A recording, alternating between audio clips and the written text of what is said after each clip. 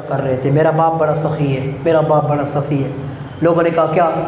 کہنے لگا اگر ایک فقیر 100 دروازے سے بھی آ جاتا نا تو میرے باپ نے کبھی جھڑکا نہیں ہوتا تھا، اسے اور عطا کر کے دے دیتا تھا۔ اس کی گفتگو کے دوران امام حسن مجتبیٰ قریب سے گزرے، آپ کا گزر ہوا تو آپ کے کانوں میں آواز پڑی، رک کے پاس آئے، فرمایا کس کی سخاوت کے چرچے کر رہے ہو؟ کہا اپنے باپ کی سخاوت کا چرچا کر رہا ہوں۔ میرے امام فرمانے لگے کیا کتنا تیرا باپ سخی ہے؟ کہا حضور اگر میرے باپ کے محل پر کوئی آدمی ایک ہی 100 دروازے پر مانگنے آ جاتا نا تو میرے باپ نے کبھی اسے خالی نہیں موڑا تھا، ہر دروازے پر اسے عطا کر دیتا تھا۔